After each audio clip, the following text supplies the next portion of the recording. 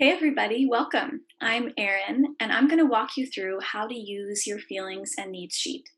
Now, if you don't already have a copy, go to the link in the description below and download your copy now so we can be on the same page. And while you're at it, like and subscribe to my channel so that you'll never miss a video from me again. All right, so this two-page digital handout is a library of the feelings and needs that all human beings go through and have. So the first page is our feelings. And our feelings are not random. I know this might be kind of surprising. You might experience that your feelings sometimes don't make sense or they feel really random to you. But the truth is, our feelings are feedback. They are real time, very accurate, specific feedback about how connected we feel to our needs at any given moment. And if we can start to look through that lens, our emotional experiences start to make a lot more sense and we can take more empowered action to take care of ourselves and others.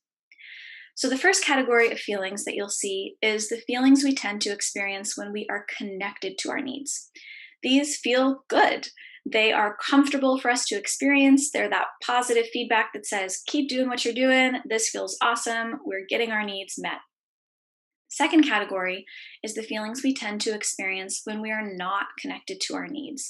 These are uncomfortable, they don't feel very good, and they're that feedback that is kind of raising a flag and saying, hey, something's not working, we're not connected to our needs, we need something right now. Now, the third category is a subset of those uncomfortable feelings when we experienced really heightened pain or trauma. These are the experiences where we really don't have a sense of our needs being met and we have compounding unmet needs, maybe in a chronic way, that are traumatic for us or deeply painful and leave us with some wounding. So these are the needs where we don't want to just try to deal with, the feelings. We don't just want to try to deal with these by ourselves. We really want to look for who can we reach for to get some support with advocacy or healing because we can't work through those feelings on our own, usually. So, flipping to the second page, these are our needs. Now, I have taken the liberty of organizing these needs in a way that makes sense to me. So, the first category is emotional needs. These are our most vulnerable needs and also the needs that we tend to repress from our childhood. So, these are the needs that are usually at the core of all of our reactivity and our blame and our shame and our judgment, those negative emotional patterns that we all fall into from time to time.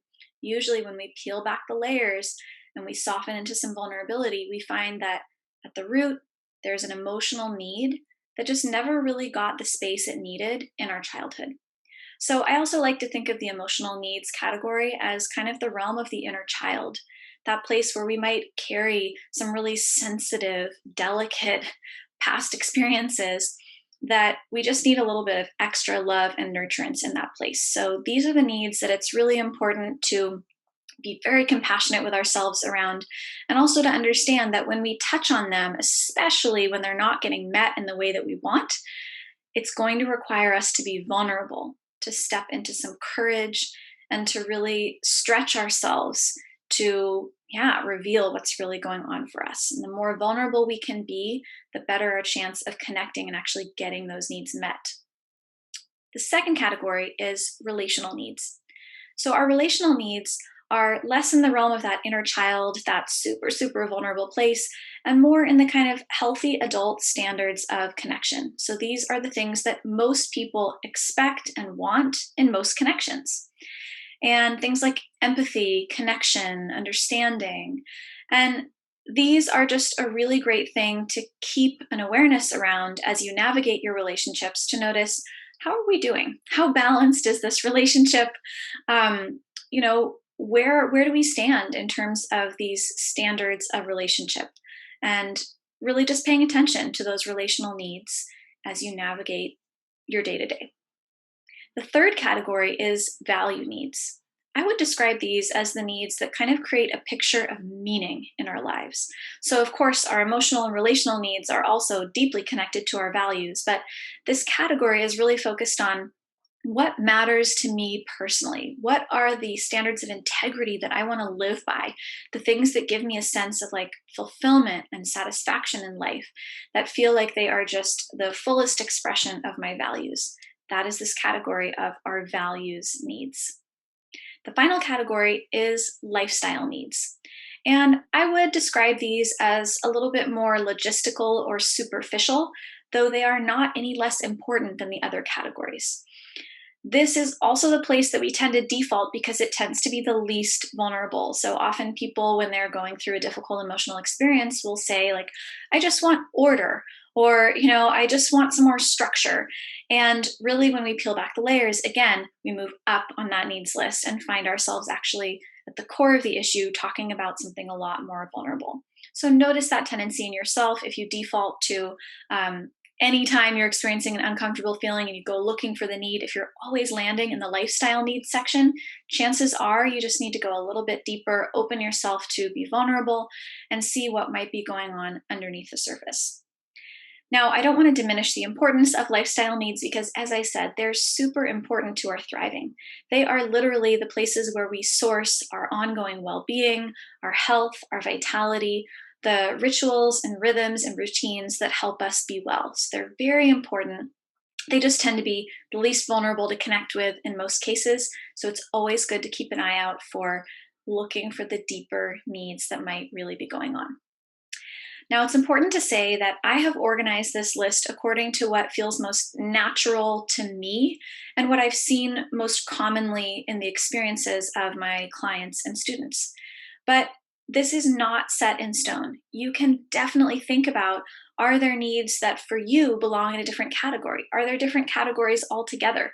Let this be a fluid tool. I'm hoping that at a baseline, it just supports you to get a better picture of what might be going on for you in any situation and guide you toward getting more of your needs met and having more satisfying, life giving experiences.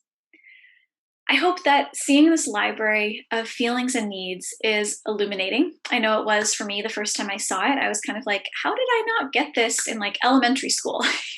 How is this not taught in school? And it was super helpful to just have this library so that I could know, oh, this full spectrum of feelings is totally normal. It's part of the human experience. And these feelings aren't bad. They're not a problem. They're not this giant mystery anymore.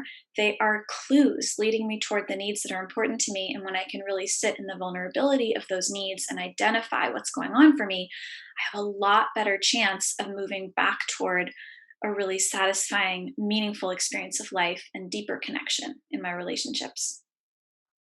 I hope you can use this tool on a regular basis to check in with yourself, to have more understanding about what might be going on, to demystify the heightened emotional experiences that happen for you, where you just feel like, what is going on here? I hope this can be sort of an anchor where you can just bring this sheet out, take a look at how you're feeling, and start to map it to what needs are present for you. And again, if you find yourself in a very, very uncomfortable feeling, especially in that third category of those feelings where we need advocacy and healing, please don't do it yourself. Don't just try to be the lone wolf and the rugged individualist and just do it yourself. Please reach for people in your life who know how to support you, whether those are professionals, family members, close friends, a partner. Reach for someone who knows how to be with you in that place because goodness knows it is so difficult to walk through that territory all on our own, especially when we have a lot of those big feelings coming up. All right. I hope you enjoyed this video. I hope this tool is useful to you and supports you on an ongoing basis. I'd love to know how you're experiencing it. So, what do you like? What surprised you? What challenged you? Write me an email, comment in the comments below. I'd love to know what your experience is. And in general, I'd love to see you here again. So make sure you subscribe to this channel. Don't miss a video from me.